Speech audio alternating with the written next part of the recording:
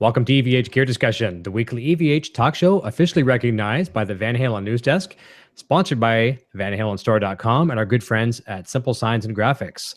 From snowy Ontario, Canada, my name is Eric Broadbent, your host for this evening.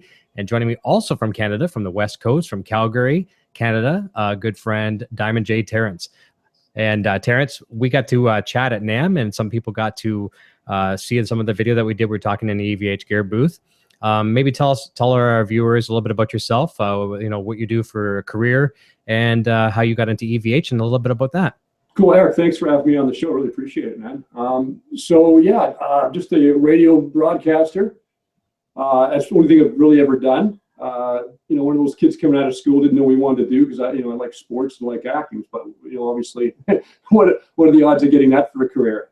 Little do people know it's impossible doing what I do, but yeah, I've been doing it for the last 21 years now, so I love it. I'm in Calgary here. I had a Chinook go through, so it's warm. Not that snowy today, which is good. EVH fan, pretty much like everybody else on the discussion, since I was 9 or 10, man. That 84 album, mixtapes of the 78, 79, 80 album. When you're a kid, remember you could make tapes. And, yeah, of course. That kind of thing, So I'm just like every other person in just not just Canada, but, the continent of America, where we all love Van Halen and such. And then, now I collect the gear and stuff, and just like you. Exactly. Well, yeah, it's as you know, it's this virtual world we have now, and Van Halen is the nucleus of this show, but it brings all of us very, very close together on a global scale to a much smaller scale, and it's so cool. One of the things I think we'll touch base on here in a minute. We don't really have an agenda for the evening, but we're going to look back to NAMM, and it was so cool, as I'm sure you can relate, the fact that NAMM brought all of the friends together. I had several people ask me, what was the cool thing? What was the cool gear you saw at NAMM, or what was your highlights of NAMM? And I froze for a minute. I was like, because everyone's going to expect me to say, it's EVH gear, it's this, it's that, it's that, whatever. Sure, that was great. That's icing on the cake. But the cool part was meeting all the friends that were normally just connecting through Facebook and the virtual world. I think the cool thing is about that is when I talked to you for the first time, but you said you haven't seen Mark in person. That was something else. You guys were doing this on the air for a year? Yeah, Mark joined around August, I think, but even still, it's a long time without actually physically knowing the person. Yeah. So how was that, by the way? It was cool. I got there first. I arrived really early in Los Angeles. What time did I arrive there? Somewhere around, I'm going to just venture a guess, around 2:00, I think, something like that. And he arrived, he landed at the airport around 8 p.m. So there's a 6-hour window there, and he went out for dinner and stuff like that. So he didn't actually get in until after midnight. So I eventually got into the hotel, that kind of stuff, checked in. And so I'm in there just kind of setting up the laptops and getting ready for some, to prepare for video editing the next day. All of a sudden, you hear Russell at the door, keys, whatever comes in. I'm like, hey, stranger. And then we met for the first time. Cool. It was pretty bizarre, for sure. Was that the Thursday you guys got in? We got in on the Thursday. That's correct. Okay, yeah. Cool. Yeah, good for you. Yeah. I was talking to you before that. You said you had a massive drive, like 3-hour drive just to get to where you had to leave. Yeah, I had a couple different options. I actually could have flown out your way. Hey, we could have actually taken the same flight. I had 2 different options. Well, 3 options, really. Here's the way I could have done this. I could have went to Detroit and flown, which is technically to the airport would have been about almost 2 hours. Mm-hmm. I could have went to London, Ontario, which is a short hop and skip, and that would have been not too bad. However, I would have flown to your place. Basically, I would have flown London to Calgary, then Calgary down the West Coast. And it would have been 2 flights. And that's kind of a bummer. Or take a 3-hour drive to Toronto and have a 4.5-hour flight to Los Angeles. So in the grand scheme of things, the drive to Toronto wasn't too bad. And I'm driving a Camaro, so it didn't take exactly 3 hours. One of the perks, I took a cab. I was to the airport in 8 minutes from where I am, and it's 2:30. And it's 2:30 down and back. So I loved it. Anyway, that's cool. Yeah. So I think a lot of people you've mentioned in your broadcast, Eric, that you and Mark, that was your first NAMM, right? It was correct. That's first name. I've done MEAC a couple times, but MEAC is almost like, how American beer is like watered down Canadian beer. Well, I won't offend anybody, but it's true. No, it is true. I don't care if it offends them because our beer is way better than American beer. I'll be the first one to say that. But MEAC is watered down NAMM. So the Americans got us on that portion. I'm not sure if you've ever attended MEAC. Have you? No, I haven't. Yeah, musicians, no. I forget what it actually is. The acronym is so bad, they got to work on that. Yeah. I know. So there, we got you on the beer Americans, but Americans, you got us on NAMM. So that was my first NAMM. Yeah. It was, it was only my second. Mm-hmm. And man, how can we say, you know, I tell you, it's massive. I can't explain to people how massive this thing is. I think you guys touched on that. Yeah, I think it's about the size of a small Canadian city. I was about to say that. You could put a Canadian town in the Anaheim Convention Center with the post office and the clock tower. I agree. No problem. I just think for you guys doing, you know, the first NAMM and the task that you had to take there, I don't think you guys knew you were getting into at the beginning. No.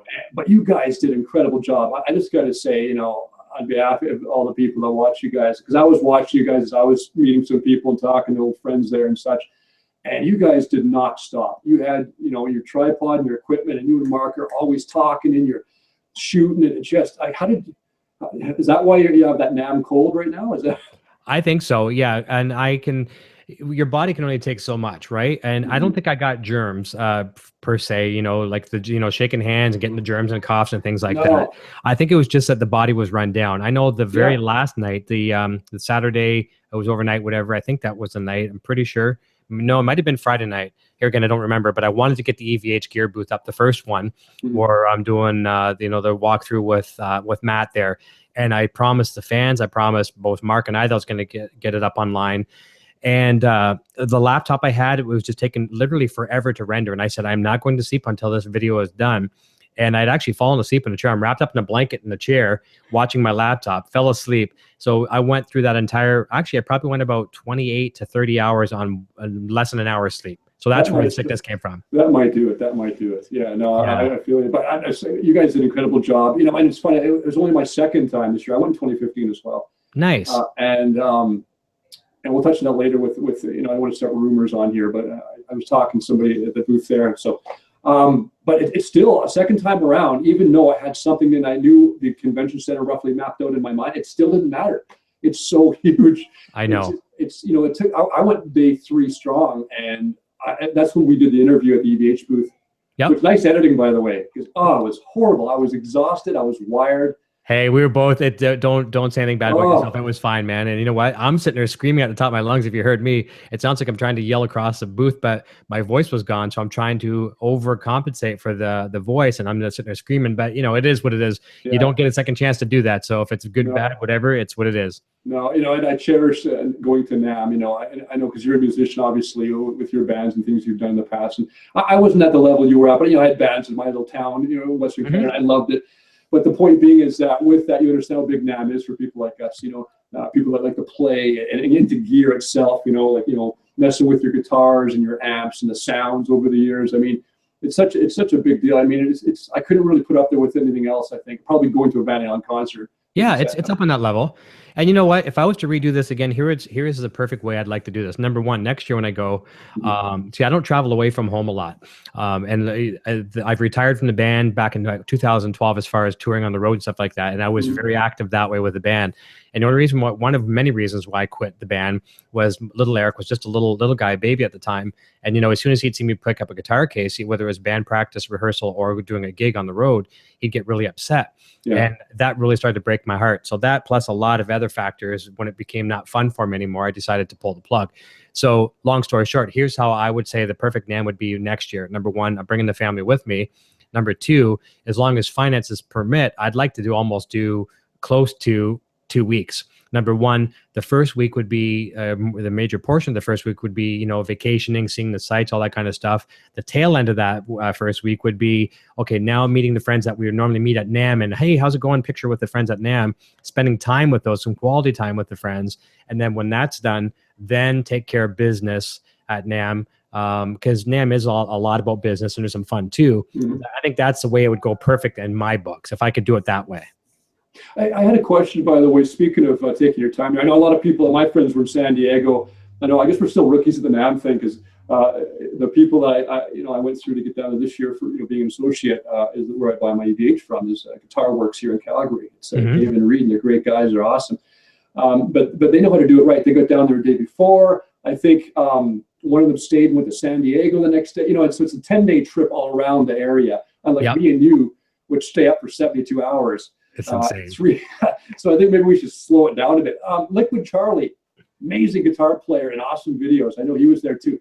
I heard that he was at the actual EVH factory Yes, he got the tour, and Mark and I actually had the personal invite as well for the Thursday. Mhm. Oh, no, sorry, no, I'm incorrect on that. Friday morning. Yeah. And so that was slated for us to happen. We had to turn it down for the sole fact that with 2 days we just couldn't do it. And I mean, honestly, I'm kicking myself in the butt. However, at the same time, I still honestly there's a couple of things where we made executive decisions to not do, and I still stand behind them. Number one was we didn't do the Fender tour. We'll do that next year. Number two, we didn't go to meet Michael Anthony.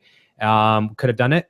Love Michael Anthony. I've met him before, so it's not a huge loss. I'd like to meet him again, and that will happen, I'm sure, someday. But when you're on such a limited time schedule, every minute is worth hours. You know what I mean? So we had to elect to make those decisions. Whether the right ones or the wrong ones at the time, I don't know, but I stand by them now. So I was just holding up a picture of Michael Anthony. I waited in line for an hour.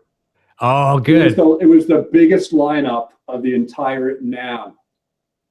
Nobody touched it. It was ridiculous. In fact, I was worried that we weren't going to get through in time. But yeah, it was awesome meeting them. But but anyway, cool. Yeah, I'd like to. Have you talked to Charlie yet about the experience there at the center? Charlie and I had an hour video call last night. Actually, Charlie's on some serious jet lag. No matter of fact, we talked just a little while ago tonight, probably around 6 o'clock my time, which would be 1 o'clock his time, whatever. Yeah. We talked for a very long time last night. It's funny. I do all these Skype things with people, and I do the show like this with Mark. But I have never talked to people on the video call in the Facebook module, whatever. It's kind of like Skype. So Charlie's like, "Hey, you want a video chat for a bit?" I'm like, "Okay." And then I'm like, "I don't even know if I know how to do this," which is funny. So we talked for a long time, and him and I were both still just in a blur. We didn't really remember what happened. But for him and I, it was a real special moment because we go back not a super long time, but a year and a half at least. And we've been promoting each other a lot, and I've been trying to do a lot to help him through the EVH Gear brand and things like that. And because it's a very deserving fellow. That guy, I don't help a lot of people in the business. Like, I mean, I'm open to people. Trust me, I'm very open to people, and I help where I can. But, I had to work very hard as an individual myself and had no one there to really assist me. So sometimes I'm a little protective of who, you want to make best friends with and things like that. Charlie come along, got to know him very well, very quickly. And I discovered that he was not only an amazing musician, he was a very genuine individual. Honestly, I think he would give you the shirt off his back and freeze if he knew that you needed it, kind of thing. That's the way he is. So I went out on a limb with him, and it's worked very well for both of us as friends. It's worked well for his network, and he's doing a very, very good thing. So we had a great chat last night. Several chats at NAMM, had some beers together. It was awesome. That honestly was my highlight of NAMM, was meeting friends, especially Charlie. Cool. Yeah. No, I'd like to talk to him and find out what it was like to go through the actual EVH. We hit him up for sure. He'll love to talk to you. It'd be great because that's something just to be there where where they make these amazing instruments. It'd be just something else. You see pictures, or I see pictures of maybe some Stripe series. And they'll have 20 of the black and white in a row, then they'll have the black, red, and white. And you're just like, oh man, it'd be nice to see some craftsmanship and be there. So I'm glad you got to do that. Well deserved. Oh, for sure. I love his videos, and I didn't get a chance to talk to him because I'm a stranger to him, but I was watching him and just. Seems like a really good guy. So that's cool, man. Yeah. I'm just going to jump over to the chat real quick. This is one of the things we like to do. And we've got, we've got 26 people watching right now. We've got a bunch of people jumping in. Some people with some comments, some people just saying hello. But we definitely appreciate everyone. So I want to at least recognize them all. Starting off the top of the list. And I made a little joke tonight. I said the title of this show is actually called The Canadians Are Coming. So Poison Ivy, who's my Sandra Lee, says good day as an apostrophe EH. We've got JD Gonzalez. Adam is joining us saying good evening, guys and gals. Addicted to Gear says hi, guys. JD Gonzalez is mentioning a good evening to everyone. Access Mario says hey, Eric et al. Everyone. Jamie Trevino, what's up? Diamond Dave Lucy. So we got two Diamond Dave. We got Diamond Dave and a Diamond J. Oh yeah, and she mentioned why I was Diamond J Terrence, huh? Yeah, we'll get to that in a second for sure. I love that story too. And Diamond Dave, he's one of the regulars on the show as well too. Oh, cool. You're going to see a lot of regulars here, a lot of names. If you come on the show again, you're going to see a lot of regulars. There's some diehards here for sure. Scott MacArthur says hi, everyone checking in, and he's upset with me about the beer comment. I know he took it on the chin, whatever. But he says I take issue with that beer comment. We have amazing beer, especially the craft stuff. Sorry guys, and you know what? You could be right. I'm just teasing with you. All I know is I can drink a lot more beer when I go to the United States than I can here. Actually, yeah, that's right. And Adam says, look at those beautiful axes referring to yours, which is cool. Jamie Trevino says, I drink Molson Triple X at band practice. I'm glad Detroit has Molson. Adam's having fun saying cheers. Networking, finally making friends was the highlight. I imagine. Yes, I guarantee you that was. Rolling video and stuff like that, Adam, to give you an idea, I did not even know, obviously, other than the EVH booth, because I was on a mission for that. I did not even know what I had on the camera until I got back to the hotel and back home. I'm still discovering videos I don't even remember shooting. And Access Mario had to take off. He just said, got to go here. Have a great night. Cutter Savage. Yeah, I was talking to Cutter Savage tonight just by a couple times by email. He sent me a link to a new fellow that I should check out for the show. So very cool. Thanks, Cutter. Getting down towards the list, Addicted to Gear.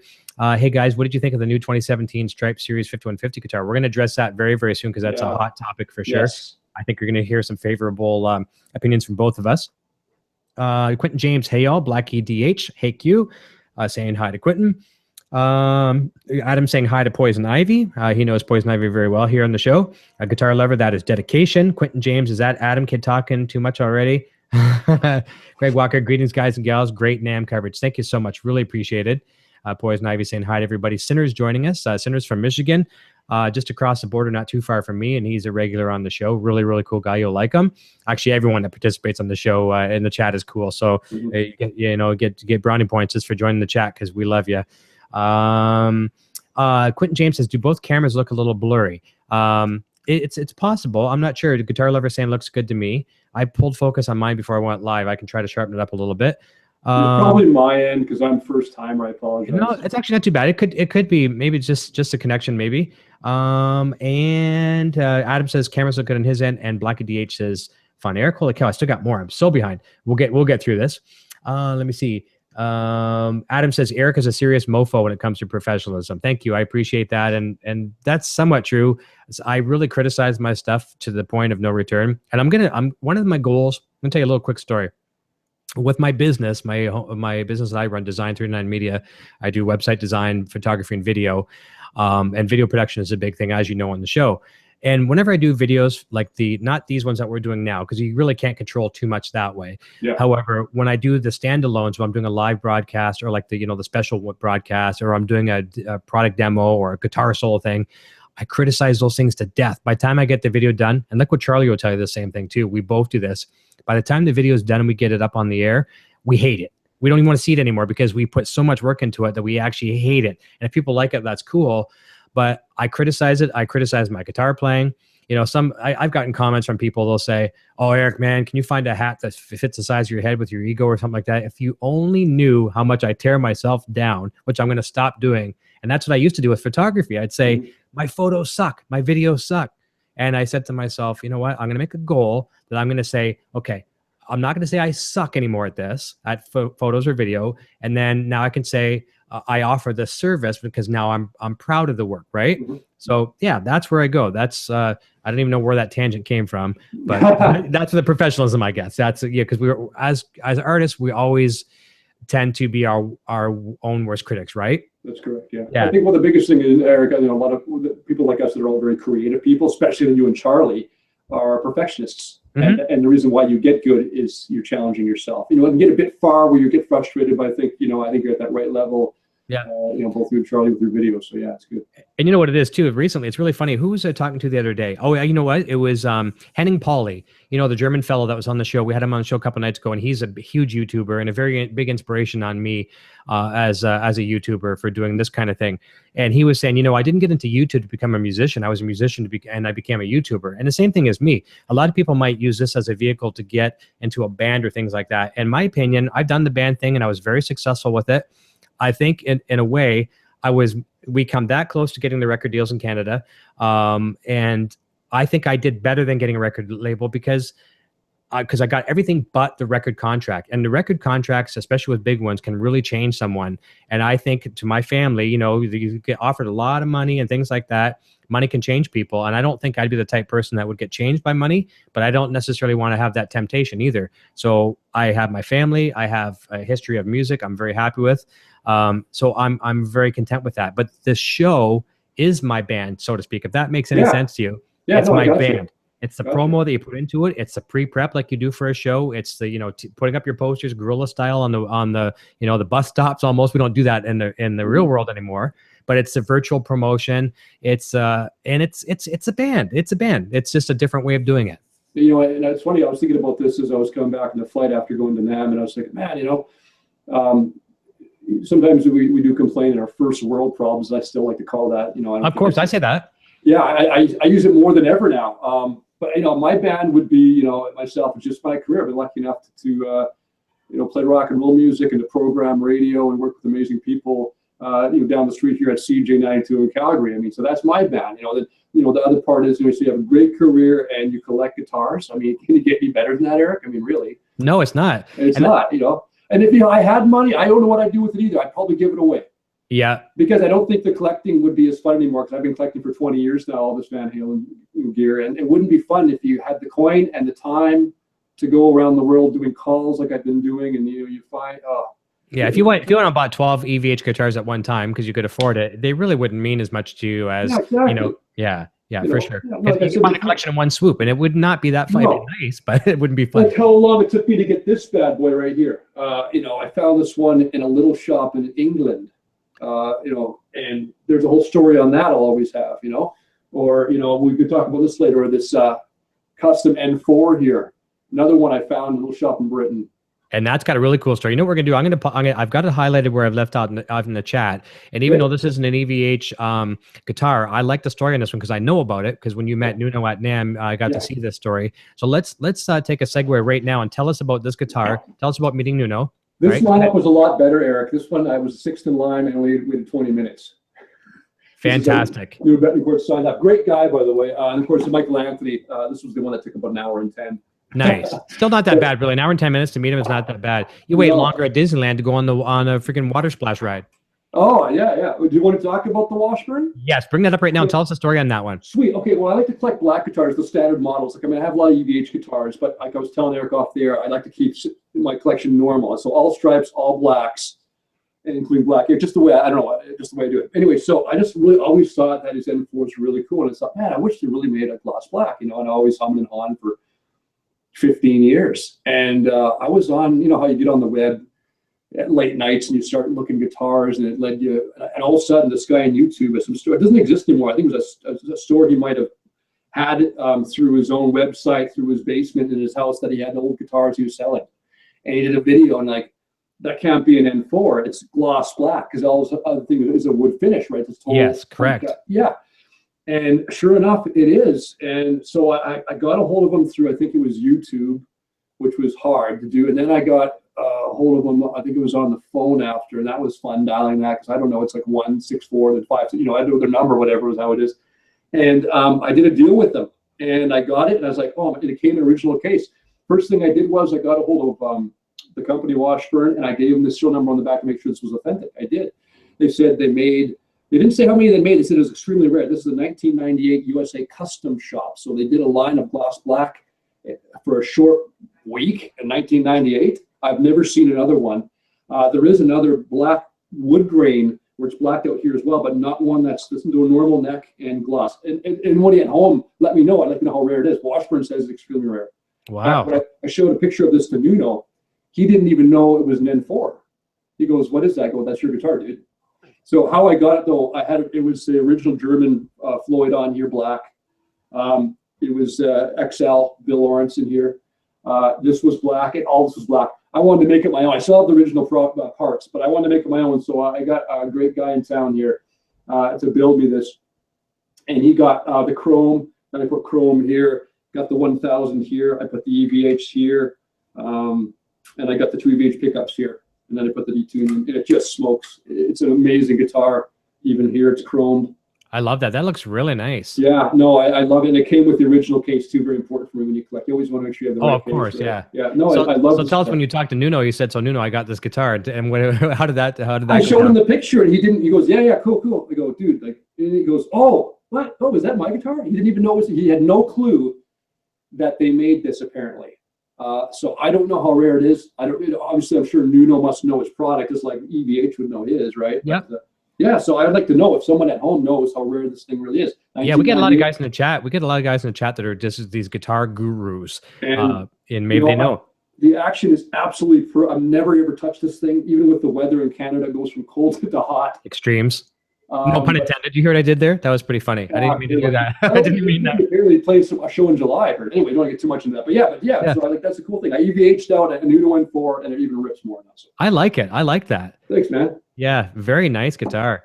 I'll just continue back on the chat just for a quick second, and we'll probably be through that. So we got Blackie DH saying true that. Guitar Wannabe EVH says, good evening, people. I was talking to him earlier on Facebook today, which was cool.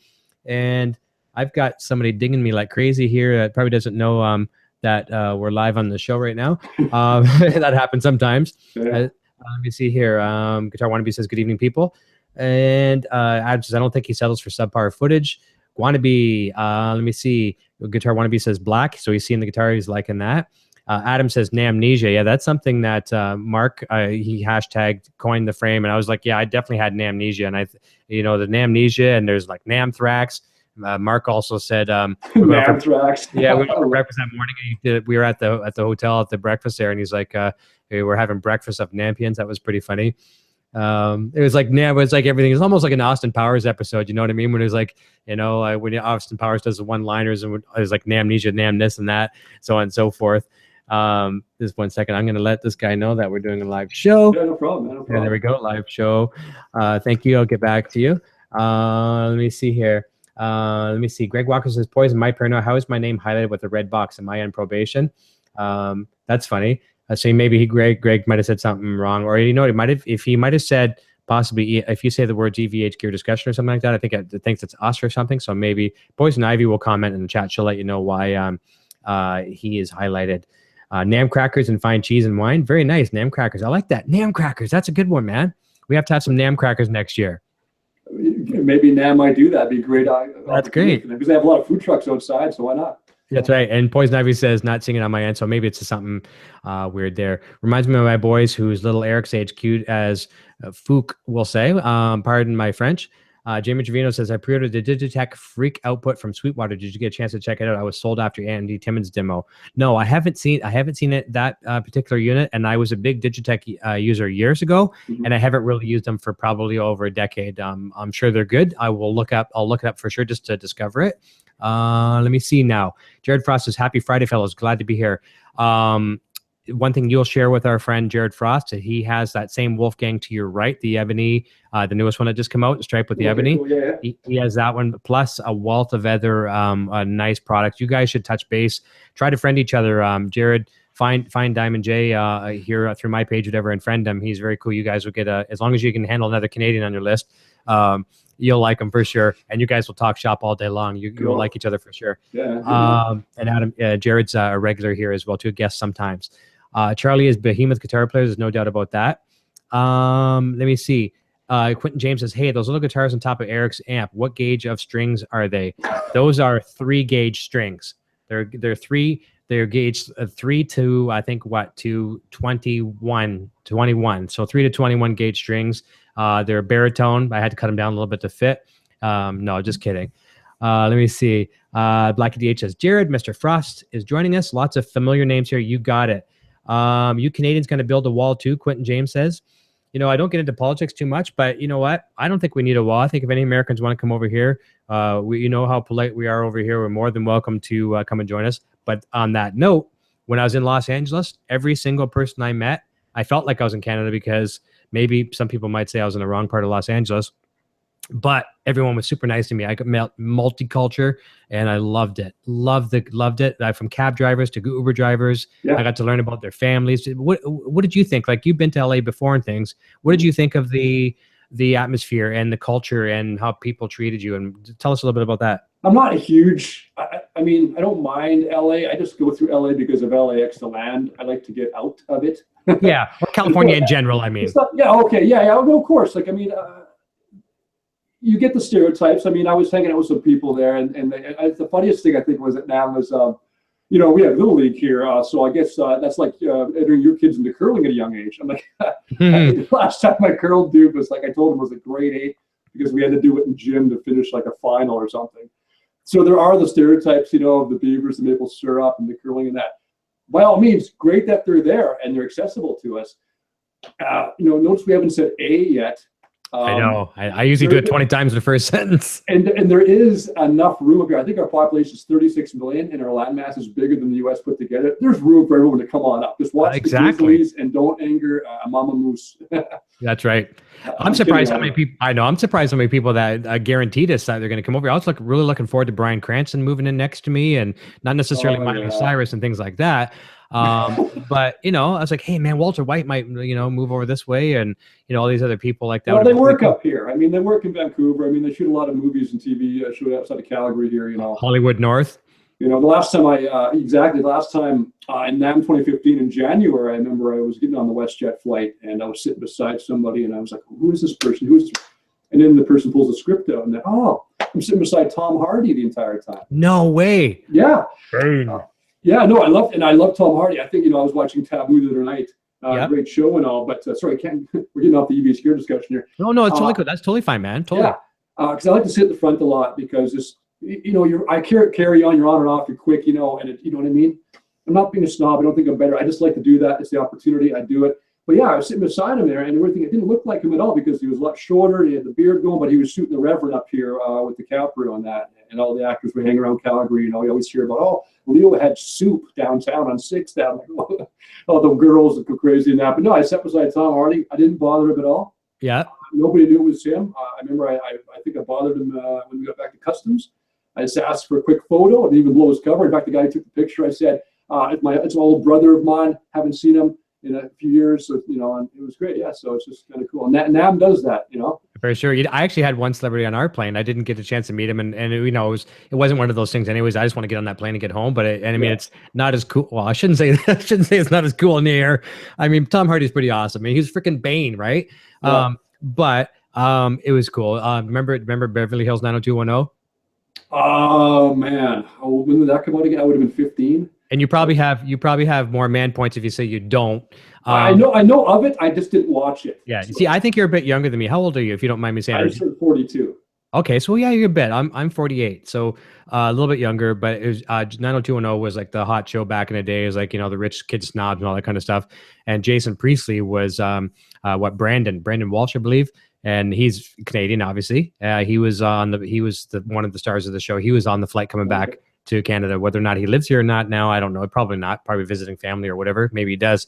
But he was on the flight. That was my claim to fame on the plane. I think we're going to stick with the Tom Hardy story, Eric, on that one, right? Yes, let's go with that. So if there was an edit button, kidding. No, if there was an edit button, I'd edit that out. But Jason, no offense. Rock and roll to you, buddy. Cool, yeah, no, that's awesome. So I get the point being is that NAMM is, gives that, special around, right? I mean, something always happens going and coming back, Well, here's a perfect example. We're sitting there in the hallway.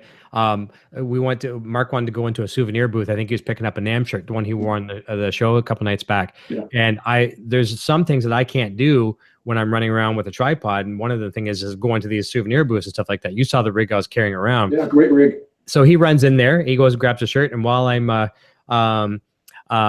he runs in to get a souvenir, there I am holding the tripod, and Rudy Sarzo runs by, and all of a sudden, like, Rudy, would you mind if I grabbed a quick photo? And my cue to that conversation was, hey, because I know he does a lot of multimedia production. Obviously, being a rock and roll bassist is what everyone knows him as, but a lot of people don't know that he's into the multimedia production. So I said, hey, I do that as well too. Cool. Would you mind a quick photo? Grabbed a photo with him, and then Mark comes out of the souvenir booth. I said, check this out. And then he ran down because he's a huge fan. He ran down and grabbed a photo with him, which was cool too. So we were able to have that kind of cool moment as well too. Did you find, Eric, that there was more celebrities there, more musicians, actors, and that than unannounced? Then there are, you know what I mean? Like I was going up the escalator. Tommy Thayer was there. I got a quick pic with Tommy. I love Kiss. And Tommy's there. Who else? A few friends of mine that are signed to Tonewood, amp and things like that were there. There. Stevie Wonder there again. I remember the first time I went to 2015. I just walked in the convention center right in. I think it was Hall C when you get in there. I think Stevie Wonder walks right by, and then he goes over to a booth. And he was there this year. Apparently, again, I missed it. I know. First year, I just got in. Stevie Wonder walks by with a few handlers, walks over to a booth beside us, and then for 10 of us, plays a keyboard and sings. You're just like, you got to be kidding me! What is this? It's incredible. You know what I mean? I know there's so many people that I missed, that we missed, and that's one of those moments too. Stevie Wonder, it's almost like the Man on the Moon moment, right? Or a Jimi Hendrix moment, or a Stevie Ray Vaughan moment, or maybe Bowie, things like that. There's certain things that you put on a pedestal, and you just, if you miss those things, you really, really regret it. And so I do regret that. I mean, I saw some of the photos and highlights and some videos on people's Facebook shares and things like that. But that would have been really, really cool. Yeah, I know. There's so many celebrities. Oh, and the person I was talking for Tony with is Dana Manning. I don't know if you know that name, Eric. She was Dana's a great girl. I heard her band Trent Severn. She lives in your area. No. But she represents Tonewood, and she's a great singer-songwriter. You think Gordon Lightfoot, daughter, and she hung out growing up with Joni Mitchell. And that's her style. Really good. So if you're out there, Dana, nice work at Tonewood this year. I think it was called. Yeah, for sure. Tonewood or Toneworks? I can't remember. It's the piece that goes on the back of the guitar with the effects. Yes, I know what you mean. You know what I'm talking about? Yeah, I do. I apologize, either whatever it is. So. Yeah, no, very, very cool. I'll jump back over to the chat just for a quick second. We'll catch back up on some of the other people here too. Quentin James says, I'm getting to be a regular, and that's very cool. I agree with that, and we love the regulars. Adam says, no walls here. Quentin says it's steady. Quentin is a steady Eddie. Adam's also love all you guys. Joe Burry says, hi guys, nice guitars. And obviously he's seeing yours for the first time, which is very, very cool. Rocamp says, hi Eric, great job you and Mark did at NAMM. Thanks for sharing everything. Our pleasure. Adam said, hey Joel, it's all good, Eric. Good beer is good beer, right? Yes, you got that right. Greg Walker, Eric and Co, come to Kentucky. We have very good bourbon. Love to check that out. Very cool, for sure. Max Raider 2, hello Eric. Jared Frost, hey, have that guitar that Diamond J Terrence has. Loved mine. Yeah, and I was probably before I mentioned it. Which one was that one? The Ebony striped Wolfgang. Oh yeah, cool. Yeah. Yeah, for sure. But grab that one in a second. And Darren Moore is one of our regulars as well too. Says, hey everyone, having a rough day, but I got this to look forward to. Awesome, man. Darren, we're always here for you, buddy. Anytime you want to chat, hit us up. We love having you watch the show. And I know you're a very active student and working very, very hard, and trying to juggle music and a professional school career or whatever. So more power to you, buddy. Greg Walker, check that out. Jared Foss saying, what's up, Darren? We got Eric, makes me proud to be Canadian. I love you, Yankees too. You're all brothers. Yes, we are. Hey, we have a really cool guest in the chat as well too. And I almost said in the house. Mark and I have this little rule that if we say in the house, we have to put money in the jar. It's just something I want to get away from saying. It's like, what's in the house? What? One of those things. Don't want to do that.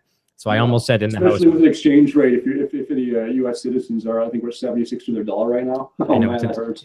You know what? When I got some conversion, when I checked into, where was it? Got into LAX. I took some money out and I saw the friggin' ATM machine and it said US and Canadian. So stupid Canadian thinking that I can put my Canadian debit card in there and take out US currency. It just meant that Americans can take money out, Canadians can take money out. I took out $400 Canadian. I got 288 pieces of currency that all looked the same to me. Sorry. I was like $288 on 400. And I was like, wow. So that bummer, but there you go. So Eric Sands, as I was trying to say, Eric Sands, good. Hi guys. Good. Almost meeting you at NAMM. Felt so bad. Eric Sands is from Positive Grids. He's Positive Grid Software. He's the sales manager from the Americas, all of the Americas. We've had him on the show a while back.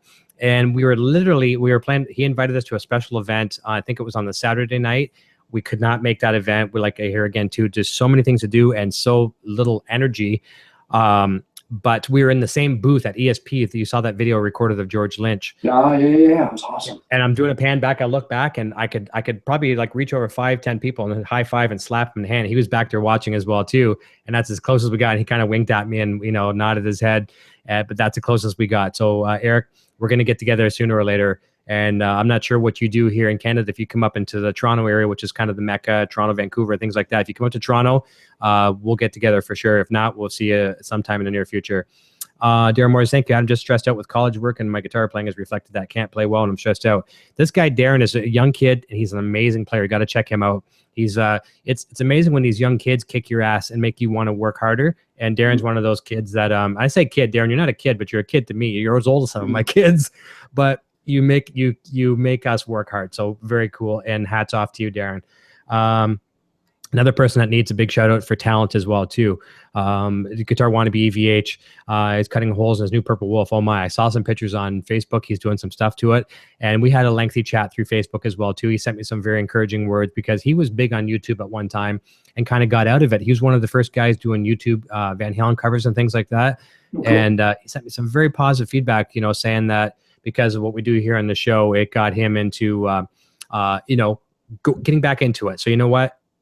Fantastic. So going further down, we got Adam Cheers and Beers, and Adam is saying he's a bud man, and that's something I do enjoy. And I had a fantastic bud experience, Budweiser experience. I should rephrase that, with my friend Sam Alvarado. Sam works for Budweiser down there in the States and was able to wine and dine me a little bit. With very nice. Sam, I want you on the show right away, possibly as early as this weekend. Vinny Romano is joining us. Hello, Vinny. Vinny's a cool fan, loves everything when it comes to Van Halen. He's a super nice guy. Will Dunham's joining us. I'm sorry we're taking up some of your time here at Diamond J, but we've got some really cool people joining us. So it's really hard to keep up with them, but it's fun. Did you meet Tone King? Nemtal says this. Now, if Nemtal, I'm not familiar with you on the show, and I appreciate you joining us. I'm a friend with Lewis on Facebook. I added him. He added me. And it's one person, again, a YouTuber I wanted to meet.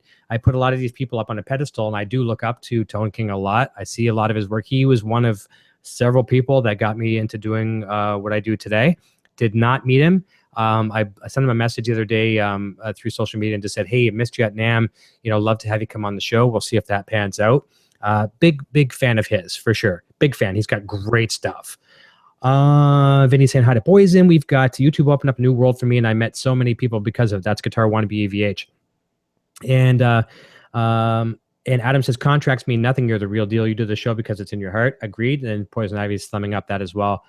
And Eric Sands from Positive Grid, he says a very powerful statement here. He says there are lots of cool careers in music without being in a band. That's exactly right. And I consider this as a career in music. This is a career that's not keeping the hydro on or the things like that, or buying guitars and things like that. But it is a career. You don't have to, it's a passion, and it is going to be a career for me. It's going to be something whether I'm making money tomorrow or never, I'm going to be doing this until there's no more YouTube. And when there's no more YouTube, if that's the case, I'm going to find another avenue, and I'm going to be doing that. But that's what it is. I'll take a break there for a second. I'm going to highlight where we are just because I don't want to spend, I want to address everyone's comments, but at the same time, I'm going to go back to you. So, okay, that's cool. We've seen, and I love the Ebony Stripe. I love the Ebony Stripe Wolfgang, and we're seeing a few of those. There was a little bit more common than the one you have to the left. Grab the Wolfgang with the maple neck, and let's show us that one a little bit and tell us a little about that one, when you got it and what your thoughts are on it. This was the 2014 summer NAMM. The pieces on this, wasn't it 150? Okay. I think. Yeah, I think it was low numbers for sure. It was low numbers.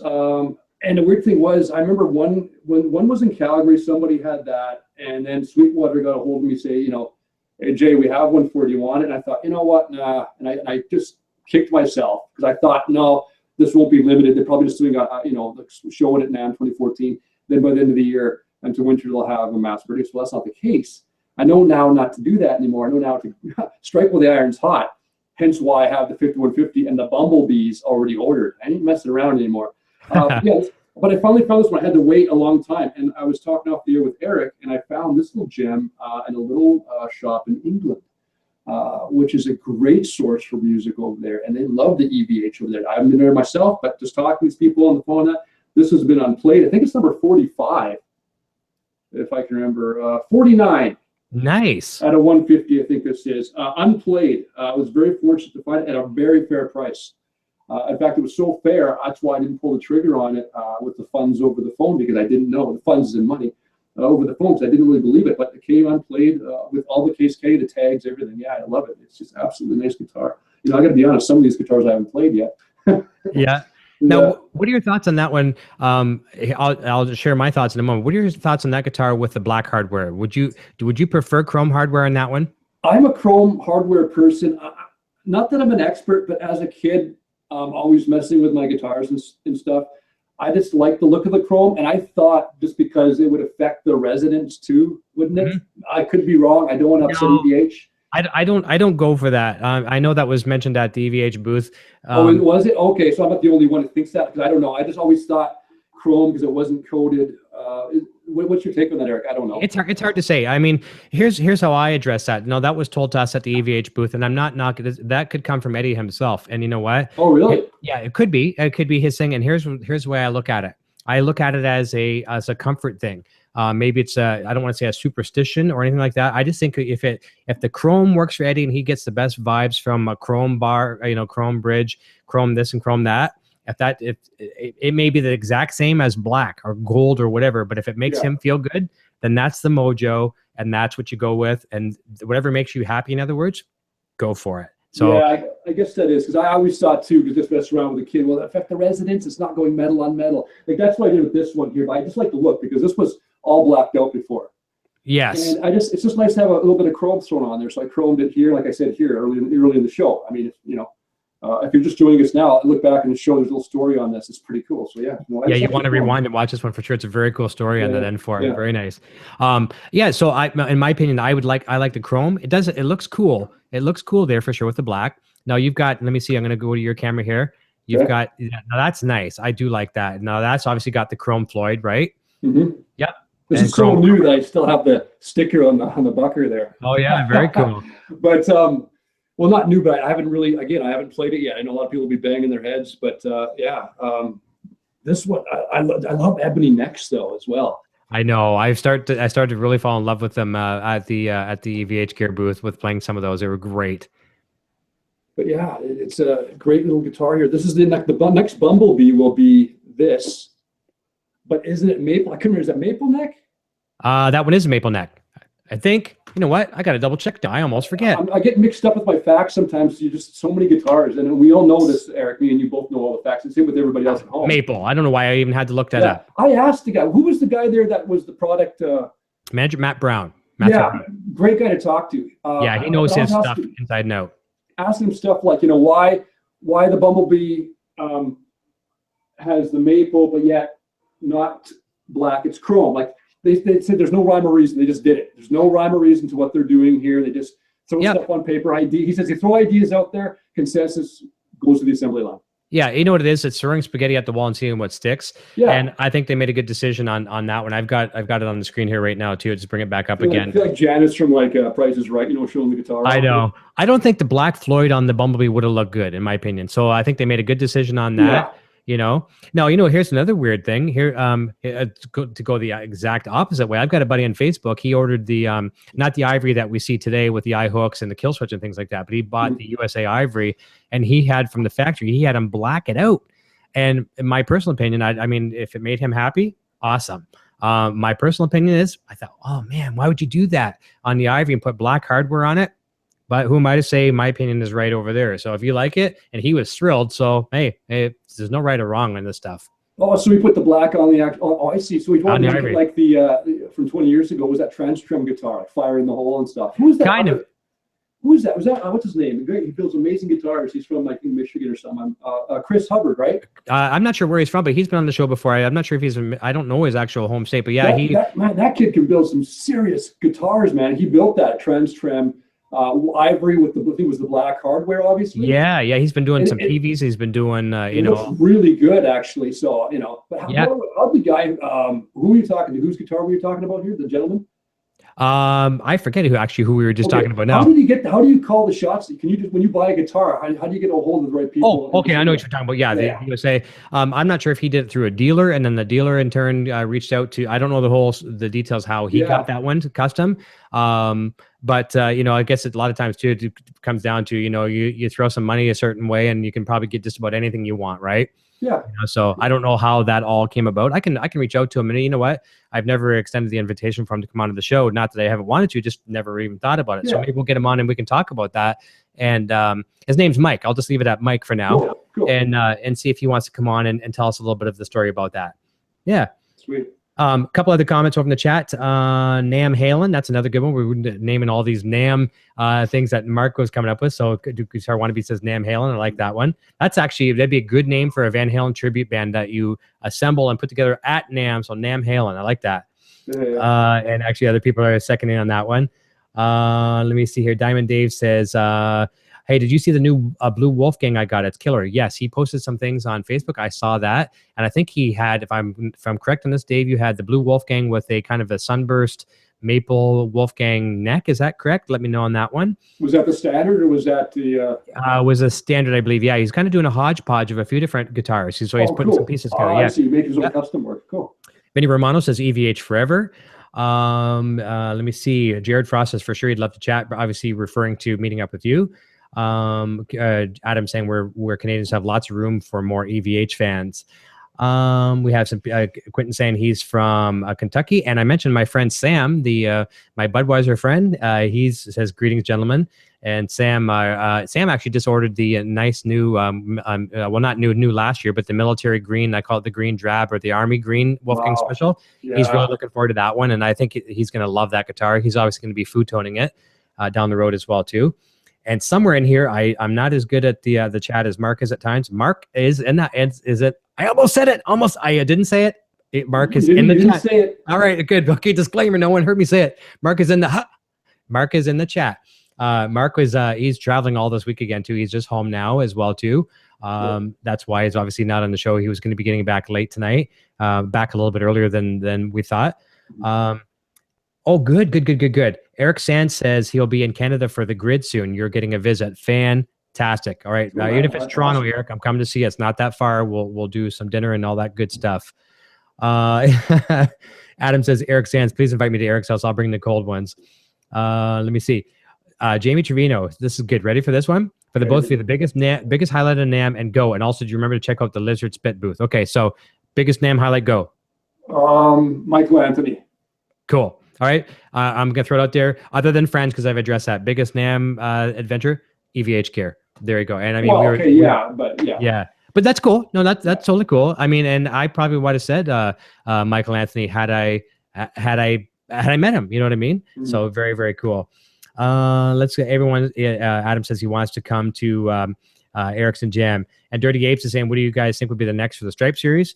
That's one of the things I try to tend not to. I don't want to speculate on the show, and I definitely don't want something out there that's going to be captured in an audio or video footprint forever. I have my thoughts on what will come, and obviously some of us had some thoughts of what was going to be there at NAMM that wasn't there. So just out of respect for Mr. Van Halen and the EVH Gear brand, I won't venture any guesses. I love what we have. And that's not being fanboy, that's just me saying I love what they have, do love what they have. And so I just won't venture a guess of what's coming next. The nice thing is Eddie's got a lot of iconic guitars, and various versions of them. So there's lots more to come. So I think they surprised us, because I wasn't expecting that 5150. I know it was always on chat boards over the last 48 months, somewhere in there. I didn't expect it to pop out just like that. I thought it was going to be another one, Yeah, again, I know. Again, I'm not throwing in rumors out there, but I'm just like everybody else. Oh, it'd be nice to see this, because in 2015 I was there and I heard gentleman's name again who works with Ed, Mike. What's his name? Matt Brown? Matt. Or are you talking about Matt Bruck? The guy that was representing EVH at the booth. Okay, that's Matt Brown. Yeah, there's two Matts. Yeah. Yeah, so Matt was really cool, and I kind of mentioned like, dude, what about like? Again, I'm not starting rumors here. I'm not quoting what he said. I said, dude, what about like the Shark? Yeah. I was here in 2015. I heard some people rumbling that, EVH had the Shark in their possession, like the one, and they're looking at it. Yep. And I can't remember what he said, but obviously nothing, because I don't have any answers. But I mean, if they were to, but he said if they were to do that, obviously, it would probably be a limited run, because to put something like that together in a Stripe series would be you'd have to put the hooks in. You'd have to get the cream-colored humbucker slots. You'd have to do all this work. And there's a lot of extracurriculars in that one. And a lot of people, some people always are nitpicky with the Stripe series, but what people have to understand, these are EVH Stripe series, like almost tributes. These aren't going to be exact relic guitar. They're not right down the paint scheme. All the left black stripe is off by it. Well, again, this is EVH Stripe series guitars. This is a one-of-a-kind product. Yep. We all know what they're supposed to represent. It's not supposed to be exact representation. So people have to understand that, but they are hand painted.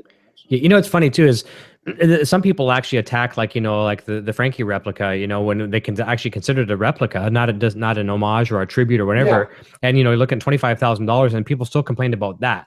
I mean, I've never heard that. Are you serious? Oh, yeah. What do they say? Oh no, they do, and I mean a lot of the purists, even as much as people think I know about Van Halen, I'm not the all-knowing EVH burrito by any means. There's some guys that I know online that can school me all day long.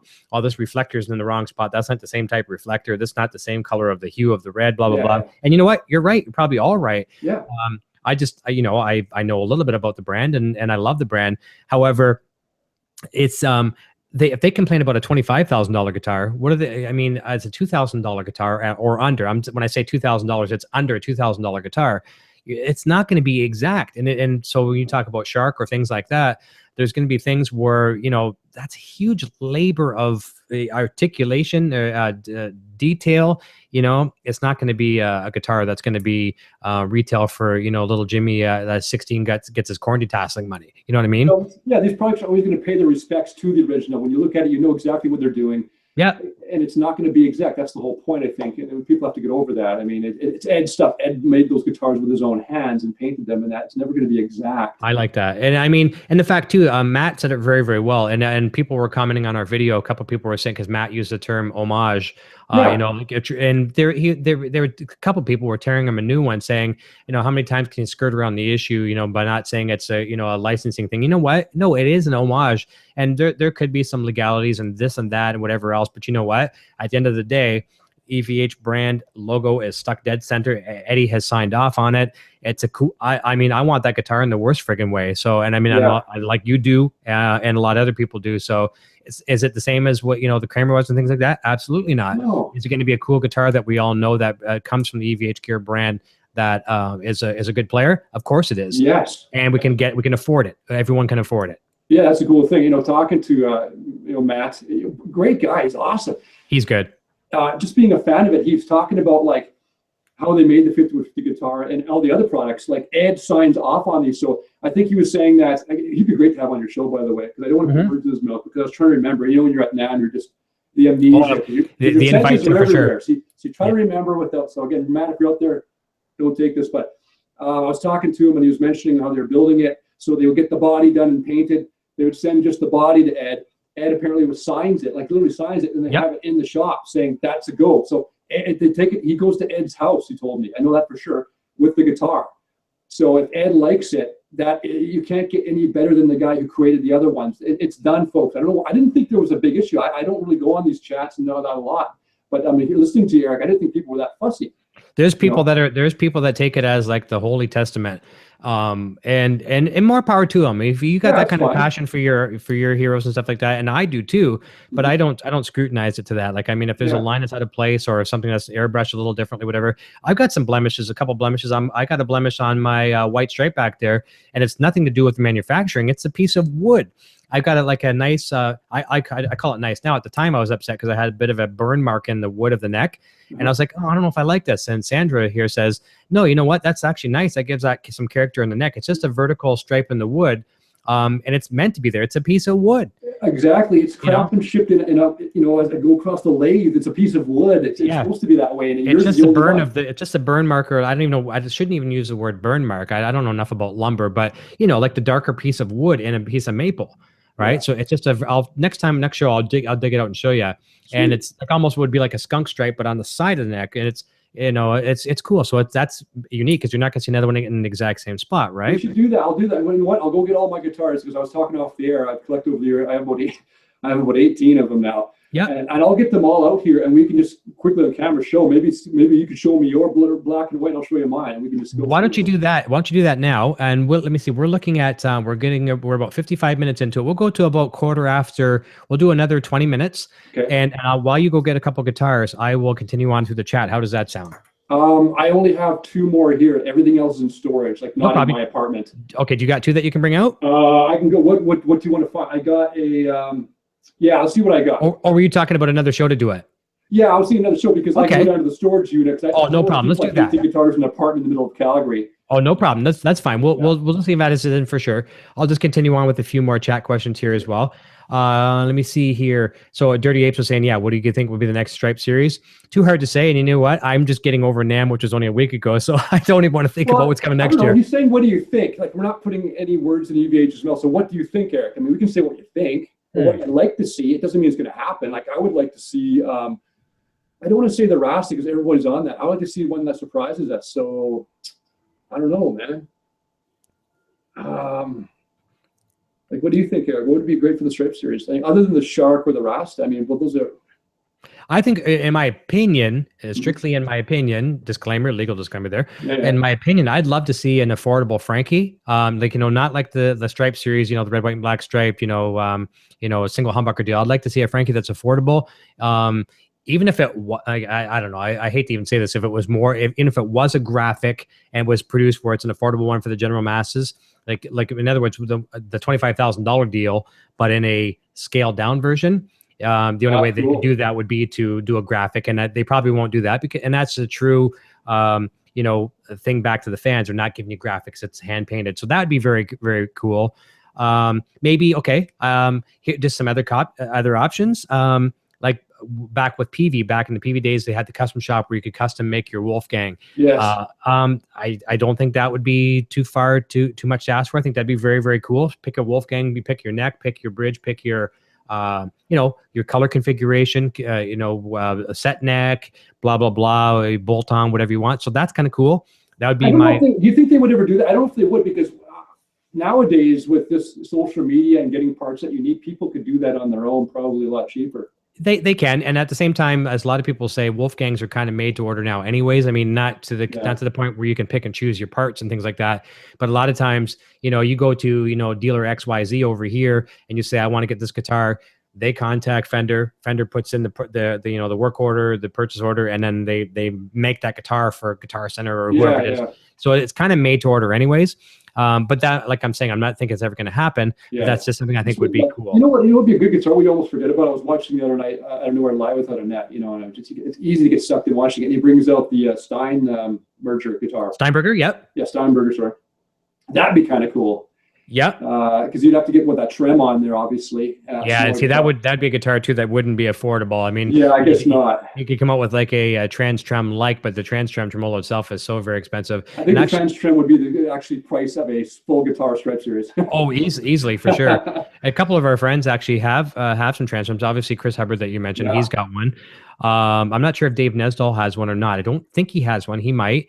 But Rob Johnson, who's on Dave and Johnny's show a lot, he has one of the original ones, and he showed it. We're gonna get Rob on the show sometime too. Rob has Rob and I go way back to the very early '90s, back to the Van Halen mailing list days and things like that. And Rob's been talking about coming on and showing his entire collection. We've seen a few of his guitars, but he'll show that Steinberger with the trans trem for sure. Cool. I'm trying to think of anybody else I know that's in the immediate circle that has one of those. Very, very cool guitar though, for sure. I guess the answer to our thing, I guess it's just going to be the Rasta and it's going to be a Shark. I mean, that's the two that are left if they ever make them. But again, that's what we'd like to see. Again, this is not going to happen. Yeah, that and just maybe some. I know people were hoping to see some more colors in the American series of the Wolfgangs and things like that. I think in the standard series, we're perfectly covered when it comes to that, and the specials were pretty good coverage. On the American ones, maybe some other options in color. I'm not saying that's what I'm asking for. However, I guess if I could say, hey, here's an idea. I'm totally in love with the color purple. I miss my purple USA PV Wolfgang. So I would love to get a USA and a transparent purple would be fantastic. Yeah. But you know what? We're just lucky to have what we have. Look how many guitars we have to choose from. You look at those photos from the EVH Gear booth. You watch our video and guitar. I mean, really. And some people can say, what? I can't get in a fluorescent yellow. It's like, whatever, man. You got like 30 other colors to choose from, We'd just be fortunate that we have this stuff. Lefties. There are lefties now available in some pretty cool colors. Yes, and Mark was all over that for sure. Obviously, Mark being a left-handed, and we do get a lot of comments on left-handed product on the show. And they had the one that Mark saw there, and he's going to be getting literally the one from the floor that he played. If you saw that kind of the sunburst one, I don't know if it's just regular sunburst. I think it was Ebony fretboard, everything like that. That one's coming home, the one right literally off the floor. So that's been pulled. So that's going to be a real nice guitar. So yeah, the left-handed players are always left kind of short, get the short end of the stick. So kudos to EVH for listening to the left-handed fans. And it's really funny too, because I talked to Matt before the show because, Mark and I were planning on obviously performing at the booth. And, one of the first questions were, are they going to be left-handed? Any lefties there? And when I sent Matt a text, probably 4 or 5 days before the show. And I said, oh, question for Mark, is there going to be any left-handed guitars there? And his word was plenty. And, there's ample to choose from. And I don't think they got played very much in the booth because there wasn't a lot of lefties coming through. So his guitar was perfect in tune when he picked it up. That'd be really cool for lefties, as in for the custom side of things you were talking about before. That'd be cool, kind of business model for EVH to always be open to making lefties, because how many do you think there would be? Not that many, so it wouldn't really take anybody away from any, I don't think, work. I don't know. I know. And it would be really nice to see more lefties come out in the Stripe series and things like that. I know Mark was dying for some of the, the Stripe series. And when I say Mark, I mean Mark and all the other left-handed players as well, too, because he speaks for many left-handed players, right? Mm-hmm. So we need more lefties out there for sure. Mm-hmm. And speaking of Mark, too, he sent a message in the chat. He said, thanks, guys, just landed and getting off the plane. He had, he says, oh, it's so beer time. And he had a 30-minute ride home, though. So yeah, he's home, probably enjoying a nice cold one right now, and he says hopes everyone's doing great. And Adam is saying beers will be cold. Mark, enjoy, buddy. Let me see here. Sam says, Sam 5150 says the king of beer is Budweiser. You got that right. Let me see here. Guitar Wannabe says, thank you for the kind words, Eric. That's probably talking earlier when I said about his YouTube and his guitar playing, and very, very well said. One thing you'll see in the show, and we don't blow smoke up people's butts here. When we give you a compliment, it's deserved. If we don't say anything, it's because maybe it's not deserved. We're not one of these guys, hey, whatever, blah, blah, blah, right? There are some people that do that and just, oh, you're the greatest thing. And I think sometimes giving someone it's nice to encourage. But sometimes you tell someone, you're the second coming, whatever, and you're not. You're doing more damage to someone. So if we give compliments on the show, you deserve it. You can't get ribbons past third place. That's right, exactly. And I got a lot of thanks for the participation awards as a kid growing up. It's like, I'm going to run in the track and field, thank you for showing up, and your parents should have showing up. I got one time. It said your parents should have kept you home. Yeah. It was like green. It was a really ugly color too, and I wore it really proudly too. Everyone's got these silver. We didn't have that in Western Canada. It was first, second, third. It's probably why we have damn good athletes out here as well. So your parents should have kept you home. That's what I got. Yeah. Whatever. Let me see. Let me see if I can try to get back up here. I'm trying. I missed a few here. Eric Sands, you're in good company. Many of us barely keep the hydro on. We love the industry though, for sure. And that's true. When he says a lot of people in the music industry barely keep the hydro on, that's true. The working musicians, man, the peanut butter and jelly sandwiches. And I remember one of my guitar players that I played with in the band, one of my very first bands, he went on to a successful band for a while. And before he was successful, touring on the road all the time, he was eating like what we call him here. Do you know Mr. Noodles here in Canada? Oh, of course. Of course you do, right? So I'm not sure if they call them in the States, but ramen noodles, whatever, they're like $1, in a pack. And that's all he ate every day on the road, and his hair fell out. You know what I mean? What? From eating Mr. Noodles and nothing else. So you eat Mr. Noodles and nothing else, and you lack of protein. And that's apparently what happens, Mr. Noodles. We don't know for sure. We don't. Disclaimer: we need a lawyer. Anybody that has legal representation wants to volunteer on the show, we could use a lawyer, Johnny Cochran or any of those law firms. We need one of those guys who can talk even faster than me, if that's possible. And all that little, what it's like in the radio business, all the legal disclaimers on a car commercial, or like if it's a new medical drug, may cause bleeding from every orifice of your body. It may cause sudden death. Even when I do a show a couple times a week, you still have to have and be myself, be Diamond J Terrence, a personality, but you still can't. You never put your political agenda on the air. You might make fun of things. You can't, race, religion, all that, obviously. So yeah, I understand. You used to know what it's like too, man. I know, and I just got out of it. This is what's really cool for people that don't know this. Obviously, and people that are tuning in late. Diamond J works for CJ 92 in Calgary. Yeah, and I worked for who's the owner of the? That's a Bell company. So Bell Media. Bell Let's Talk the other day. We raised I think over $6 million in mental health issues. Very good. That was us all over the world doing our thing, and it helps out. So thanks so much, everybody. Yeah, no problem. That's awesome. Bell, and obviously we have some of the Bell networks here as well too, in the radio stations. The radio station I work for was a smaller company, still a bit of a good footprint in Ontario. Was Blackburn Radio. They had around 13 to 14 stations, not nowhere near as large as Bell and Chorus and things like that. But we had rock stations, country stations, the hot AC, light FMs, those kind of things. And I was their web guy pretty much that developed and maintained all the online digital properties, and I would do the digital ads, all the websites. That's it. Basically, I did that all day long. This is why what I do now. I did that for 8 hours a day, then came home and ran my business for 8 hours a day, doing the exact same thing. And I was like, you know what? You want to talk about burnout?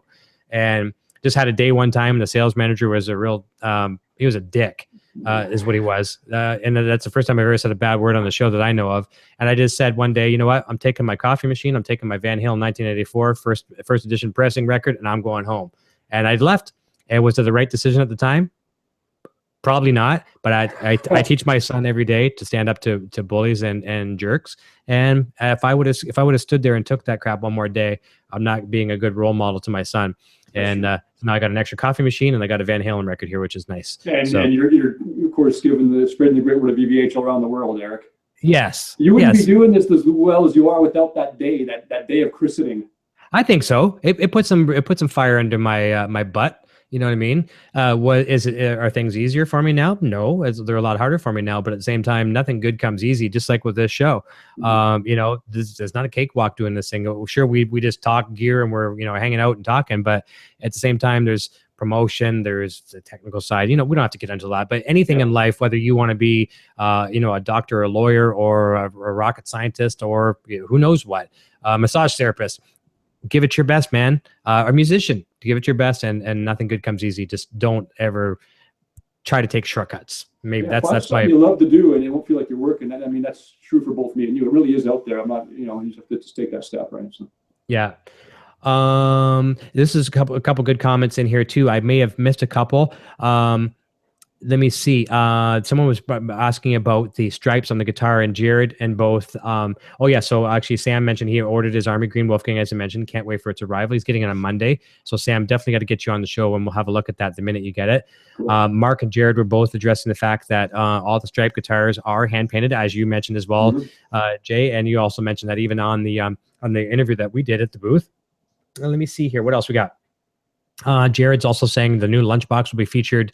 I just scrolled when I hit that. I think he was saying he'll be getting the new lunchbox. I wish I wouldn't have scrolled when I did that. But anyways, yeah, and me too. There's several things right now on my immediate forecast. Lunchbox actually isn't number one. The 5150 stripe guitar is number one. The white USA custom Wolfgang, or not custom Wolfgang signature with the kill switch, that's number two. And obviously the lunchbox. I've been professing that lunchbox back there is my favorite amp. It still is to this day. But the new one I'm going to absolutely love. And as I told Matt, there are a lot of guys, and he's heard it too, there are a lot of guys that like to plug in an overdrive pedal in there just for for fun. And I'm going to be doing that. I've got both the Friedman BE overdrive and the 5150 overdrive from MXR and EVH, and I like to run that in front. So that amp, the new lunchbox, is going to be almost now basically a 3-channel amplifier with a good overdrive. So that as well too. Some great stuff, man. You touched on the two guitars, by the way, man. I call them the touring guitars because it's the 2012 tour and the 2015, the standards with the kill switch. You have the cream, of course, with the inlays. So that's why I call them. So I think that's what they're going to be called soon. Just the tour, 2012 tour Wolfgang and the 2015 tour Wolfgang. Yeah, so. Yeah, for sure. Very, very nice guitars. Let me see. I think we're almost caught up. Mark's catching in up. Actually, he's in a cab now. It doesn't say that. We're thinking about YouTube. It doesn't say the time that was, and that's a fair amount back. So I'm not sure if he's actually physically in the house yet. He was in the cab at the time. Let me see here. And you look at me, it's almost like I'm touching my ear, like, okay, back to you, Johnny. Like I got a call coming in from control here, whatever. I'm not actually getting signals from my producer or anything because I have no producer. It's just me. If you notice tonight, I'm not wearing the friggin' huge, big ass headphones. I thought I'd try something a little different tonight. Yeah. And other than getting some ear fatigue and some soreness, I do like this idea a lot better. I can hear a lot better. So I'm going to try to get a wireless in-ear soon and use that for the show. Just, I don't want to look like I'm trying to bring in aircraft, bring in, that kind of thing with my headphones. Yeah. Let me see here. See if I've missed anything else. Vinny Romano saying, hey, good. Hey, Mark, good to hear from you. He's talking to Mark. And Guitar Wannabe is talking about his Echoplex preamp. Yeah, I want to get him on the show sometime. Oh, sweet. He did a really good demo on his Facebook page, and it may be on his YouTube. I forgive me, I'm not sure if it is or not. But he's got the Cathedral thing going on with the Echoplex. Really, really cool. Wait, he has an original one? No. The new one from MXR. Oh, the new one. Sorry. Yeah. Oh, okay. I haven't heard about this. I'm very interested in this. Oh, check it out for sure.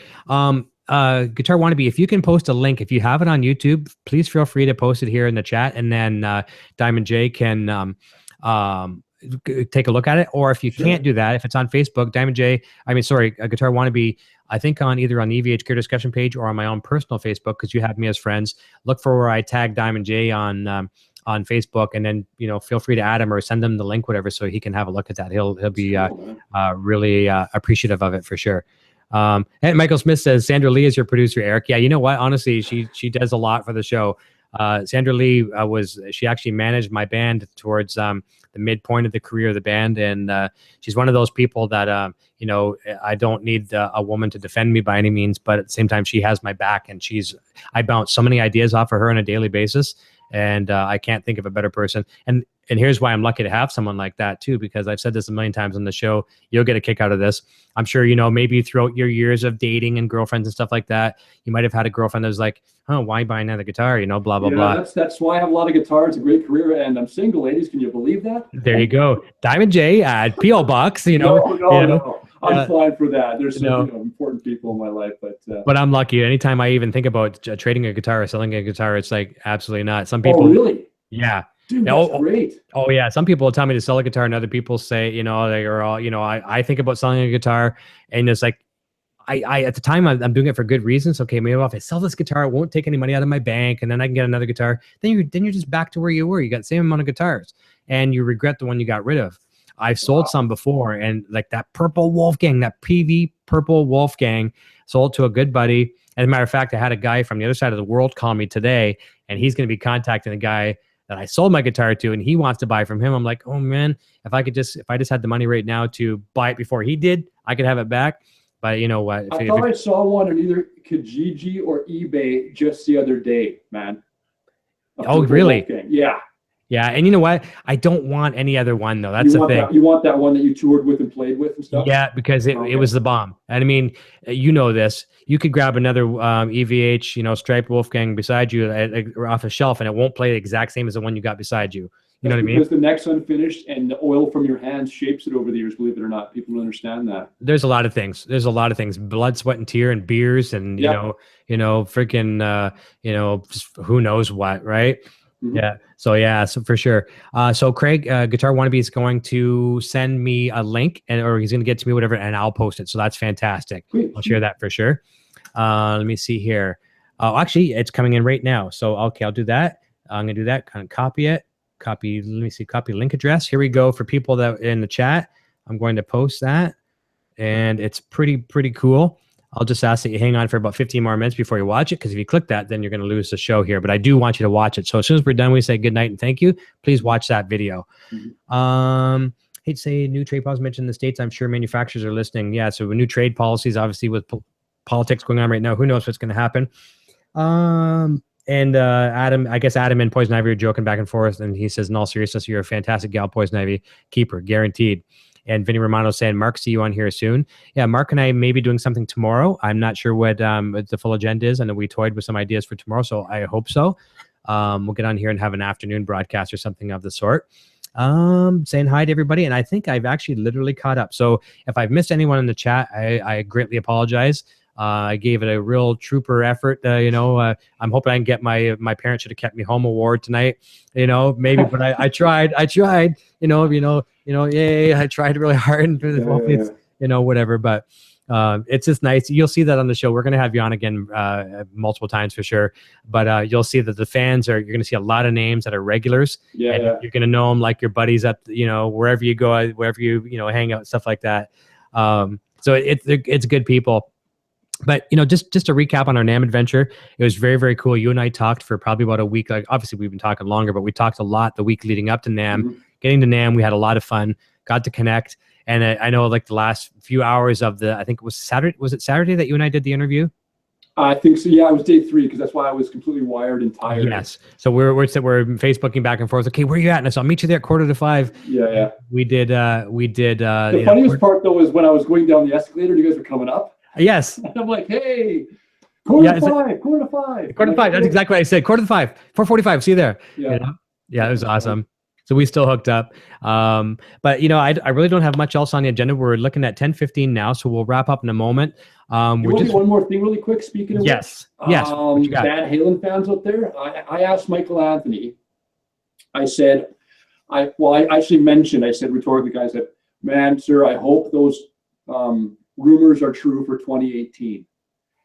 And his response was something like, hey, yeah, there you go. Wow, interesting. He didn't say yes or no, right? Yep. Because I think a lot of Van Halen fans, obviously with the soap opera, which is Van Halen, which comes with the music, even though the music is the whole point, and amazing it is, has always had these rumors and whatever else. And I think, and if it's really not true, I think, don't you usually hear from the members of the band saying, no, it's not happening. Yeah. I'm not putting words in anybody's mouths, including Mr. Michael Anthony. Obviously, I respect the band like you do. But what do you think, Eric? Do you think it's going to be a 2018 finale tour? That'll be the 40th anniversary of the first album release. Do I think, or do I wish? I'm gonna go. I'm gonna go with the wish. I wish and I hope. I hope it happens. I would love to see that. Actually, I'm wearing a jersey right now from the tour, one of the tours I was on. In Toronto, actually, and I would love to see it happen. And I'll be the first one, camping out overnight with a tent, and wearing some diapers so I can stand in the line all night long, to get tickets. So, am I optimistic? Do I think it could happen? I think it could happen. If all the powers that be can come together, I'd love to see it happen. And I think there's chances of it, but I don't know. The biggest rumor of it all, I might just say, because we have to go soon, I'm sure, is Dave and Sammy and Wolfgang Van Halen, since he's been working on his album for the past year, that's going to be out in probably late 2017. Yeah, he would open. So Wolfgang would open, then you'd get the 5150 of Van Halen and the classic 6 albums. That would be incredible. That would be the way to go out. Yeah, it'd be neat. I don't know if you'd see a Wolfgang, in my opinion here again, just opinion again. Yeah. My opinions are like, what they say about opinions, everyone's got one, right? Just like what. I don't think that would happen as far as him opening whatever. I don't even know the mechanics of the Sam and Dave stuff. I don't know. I just think that there's potential of some music and a tour. I think there's potential of that. And more so than potential, I have a lot of hope. And it's like that, that Star Wars Force. So I think we're all kind of connecting through that. We're all kind of really, really hoping. And if we can put the mojo together in hopes, maybe we'll see something. But I think the best thing right now, and I think a lot of people will agree on this, we saw, obviously Eddie Van Halen's birthday yesterday. Once again, happy birthday, Eddie Van Halen. He looks phenomenal. He looks absolutely phenomenal. He's smiling. He's out in public. He's having fun. He's out with a lot of, celebrities and friends doing a lot of cool stuff. And how positive is that? If anything is positive, Eddie smiling, having fun, then we have a guy that wants to get back to what he does best, and that's make music and freaking destroy a guitar. Thanks to his son Wolfgang, last few years of getting him back on the road. I mean, everything in that family, I think that we know. It's funny that we can even think we can talk about people we don't know. I know. But what we can see is, it's the most positive movement's been going. He's happy. The son's getting everything together. Michael Anthony didn't have an answer. I mean, 2018 could be it. You never know. That's right. You never know. And you know what? Let's cross our fingers. That's it. And let's keep the Van Halen forest going for sure. I'm optimistic, man. I've never seen Eddie in a better spot. He's doing really, really good. He's on fire. I just can't wait. I'm glad to see him. He shared some photos on Facebook. Wishing everyone thanks for his happy birthday, smiling. I mean, it's contagious, isn't it? You see someone smiling like that and happy, you're happy for him. By the way, Alex Van Halen had his limited edition to either 100 or 200 piece snare at NAMM. You see that? That's pretty cool. Did not see it. I only saw it through social media. I should have been seeing it through our channel, and we knew about it. It's another one of those things where if 2 or 3 more days, then you know what, we probably could have covered it. But that is another regret that we missed, and it was no one's fault, not Mark Rye's fault. It's just decisions. You know what I mean? It's yeah. People don't know unless they go there. That's the wrap of it. Is they don't understand the magnitude of NAMM and how huge this convention center is. It's just, you guys did an amazing job for not only doing what you do on YouTube and this discussion, but for 2 guys that have never been there at all. Yeah, not too bad. Yeah, I just want to say nice work, man. I mean, I don't know what you had all ready to go before you went there, but just you guys were nonstop. Every time I see you be talking to somebody, filming nonstop, and you were editing in your room till you fell asleep. You can't. EVH should be happy with you, and pretty much even people at NAMM should be happy with what you did. So nice work, bud. I appreciate that. Well, that's very, it's nice to hear things like that, and it's taken to heart for sure. We do appreciate it, and you know what? That just means we got to keep doing. We've done a certain thing now. We promised, we delivered, and now we have to. We never just rest on what we've done. There's tomorrow, and like we had a really good year last year. The tail end of the year last year, we had some great guests, and we're lining up. We're stacking up the deck again this year, and we're going to deliver that, and we're going to keep up the good work. Are we learning from new things every day? Sure, we are. We have lots to grow, but the show here is a year old. It's still a little baby, and we're growing. So with a little bit of patience with everybody and the fans that continue to watch every week that are just like that are in the chat tonight. I mean, we're just wrapping up right now. We have 27 viewers, a lot of positive feedback. I'm thrilled. I mean, I could do this stuff every night of the week. However, I don't think I have enough to say every night of the week. And like your mom says, if you don't have any good things to say, then don't say it, right? You don't. It's like putting out newsletters. On the radio stations, you put out mass mailings. If you don't have anything good to say, don't just mail your audience because you've got nothing to say. But you got something good, say it. And that's what we try to do. We kind of limit it to a certain amount of times per week. That being said, and a contradictory statement, we're probably gonna do something tomorrow and just kind of recap. Mark is back home. He's probably dead sick of traveling, a heck of a lot more than I did. So we'll probably just kick back and have a loose hang tomorrow. So tell you what, tomorrow, if I'm available, not that, it's up to you, obviously, if you show, I'll, because I was going to get all my guitars from storage tomorrow. Okay. If you want, I can get every single EVH guitar. I think I have 18 of them, and we can have some fun if you'd like. Some of them that's pretty awesome. Some of them aren't even set up, dude, like in their original cases and everything. Oh, that's okay. It doesn't have to be a matter of a playable guitar, because I understand what that's like when you're putting them in storage. So yeah, cool. let your fans know. I mean, it's cool because I know a lot of people like me there have a lot of guitars that they don't get to see. So I'll be glad to show everybody my collection. I'll touch base with Mark early in the morning tomorrow for sure, and if I'd like to say tomorrow, but if it doesn't happen tomorrow, it'll be in the very, very near future for sure, and we'll give you enough notice too that you can get down there and make arrangements for stuff like that as well too. Thanks so much for having me on the show, Eric, and it's cool talking to everyone around the world talking about Van Halen and specifically EVH with your EVH Gear discussion. And hey man, it's been a real pleasure, man. It has. It's been a real pleasure for sure. And it's fun. I always make the joke, it's nice to have more Canadians on the show because, you know what I mean? I love our global audience. I mean, we're connected to Australia and Germany and Spain. And I mean, literally everywhere we have fans from around the world that participate. And I love that. I'm just teasing because I'm like usually the sole Canadian. I don't hear from too many Canadians. I know there's a few in the chat tonight that are, but it's nice to have a fellow Canadian. Another common bond is, we worked in radio. You work in radio still. Yeah. So it's neat when we connect on levels like this. But, long story short, we met at NAMM. We had some fun. We're here. We're alive after NAMM. The NAMM didn't take another victim or anything like that. So we're good. So stay tuned by our Facebook page tomorrow, facebook.com/EVH Gear Discussion, and watch for any posts that I'll mention if we're going to do a show or not tomorrow. Chances are likely that we will. I know Mark probably wants to say goodbye to travel for a week and just talk about some EVH. So we'll let everyone go from there. Thank you so much for watching. I hope you have you had a good Friday evening with us. Thank you for spending it with us. Have a fantastic weekend. And until next time, please like and subscribe. Share all our stuff, especially our NAMM stuff. Share it all over the place. Tell everybody you love it. And we will talk to you very soon. Diamond J, don't take off. And I will say goodbye after we hang up here. And everyone, have a good one. Cheers.